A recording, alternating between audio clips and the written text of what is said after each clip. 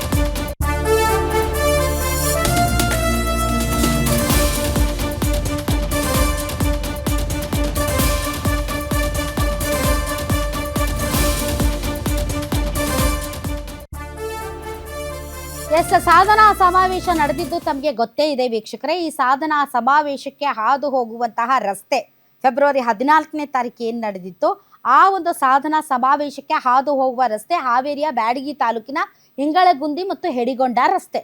ಈ ರಸ್ತೆಯಲ್ಲಿ ದೊಡ್ಡವರು ಬರ್ತಾರೆ ಅನ್ನೋ ಕಾರಣಕ್ಕೆ ತರಾತುರಿಯಾಗಿ ಡಾಂಬರ್ ಹಾಕಿದ್ರು. ಆಯ್ತು ಬಿಡಪ್ಪ, ಹೆಂಗೋ ಸಾಧನಾ ಸಮಾವೇಶದಿಂದಾಗಿ ನಮಗೊಂದು ರಸ್ತೆ ಸಿಕ್ತಲ್ಲ ಅಂತ ಗ್ರಾಮಸ್ಥರು ಸಿಕ್ಕಾಪಟ್ಟೆ ಖುಷಿಯಾಗಿ ಹೋಗಿದ್ರು. ಇಂಥ ಸಾಧನಾ ಸಮಾವೇಶಗಳು 100 ಆಗಲಿ, ಅದರ ನೆಪದಲ್ಲಾದರೂ ನಮಗೊಂದು ರಸ್ತೆ ಸಿಗುತ್ತೆ ಅಲ್ಲ ಅಂತ ಖುಷಿ ಪಟ್ಟಿದ್ರು. ಆದರೆ ಹಾಕಿರೋ ರಸ್ತೆ 4 ದಿನಕ್ಕೆ ಕಿತ್ಕೊಂಡು ಬಂದ್ಬಿಡ್ತು.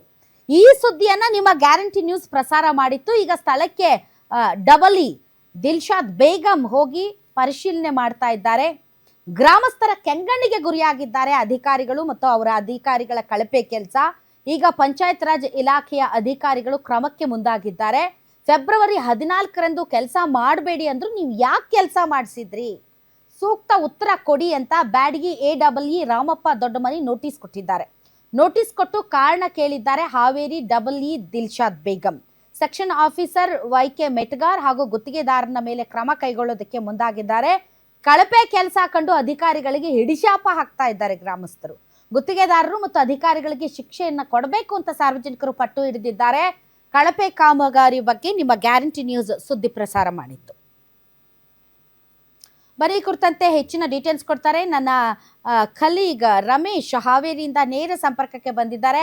ಎಸ್ ರಮೇಶ್, ಪಾಪ ಒಂದು ರಸ್ತೆ ಸಿಕ್ತು ಅಂತ ಖುಷಿ ಪಡಬೇಕು, ಈ ರೀತಿ 4 ದಿನಕ್ಕೆ ಕಿತ್ತು ಬಂತು ಅಂತ ಬೇಸರ ದುಃಖ ವ್ಯಕ್ತಪಡಿಸ್ಬೇಕೋ ಪಾಪ ಗ್ರಾಮಸ್ಥರು. ಅಲ್ಲ ರೀ, ಇವ್ರಿಗೆ ಬುದ್ಧಿ ಬೇಡವಾ ಇವರಿಗೆ? ಏನಪ್ಪ ಮಾಡಬೇಕಾದ್ರೆ ಇಷ್ಟು ಈ ಲೆವೆಲ್ಗೆ ಸಿದ್ದರಾಮಯ್ಯನವರೇ, ನಿಮ್ಮ ಆಡಳಿತದ ಮಾದರಿ ನೋಡಿ ಹೆಂಗೆ ಕಿತ್ತು ಬರ್ತಾ ಇದೆ, ಹೇಳಿ ರಮೇಶ್. ಎಸ್ ಮೇಡಮ್, ನೀವೇನ್ ಇವಾಗ ಹೇಳ್ತಾ ಇದ್ರಿ ಅದೇ ಪ್ರಶ್ನೆಗಳು ಎಲ್ಲರಲ್ಲೂ ಕೂಡ ಕಾಡ್ತಾ ಇರುವಂತದ್ದು. ರಾಜ್ಯ ಮಟ್ಟದ ಸಾಧನಾ ಸಮಾವೇಶದಲ್ಲಿ ಭೂ ಗ್ಯಾರಂಟಿಯನ್ನ ಕೊಡುವ ಮೂಲಕ ರಾಜ್ಯ ಸರ್ಕಾರ ದೊಡ್ಡ ಸಾಧನೆ ಮಾಡಿದೆ ಅನ್ನುವಂಥದ್ದನ್ನ ಇಲ್ಲಿ ಎದೆ ತಟ್ಟಿಕೊಂಡು ಬೊಬ್ಬೆರೆದದ್ದನ್ನ ನಾವೆಲ್ಲ ನೋಡಿದ್ವಿ. ಆದ್ರೆ ಅಂದಿನ ದಿನ ಅಧಿಕಾರಿಗಳು ಮತ್ತು ಗುತ್ತಿಗೆದಾರರು ಕಲ್ಲಾಟ ಮಾಡುವ ಮೂಲಕ ಇಲ್ಲಿ ಭ್ರಷ್ಟಾಚಾರ ಮಾಡಿರುವಂತದ್ದು ಪ್ರಾಥಮಿಕವಾಗಿ ಈಗ ಕಂಡು ಬಂದಿರುವಂತದ್ದು.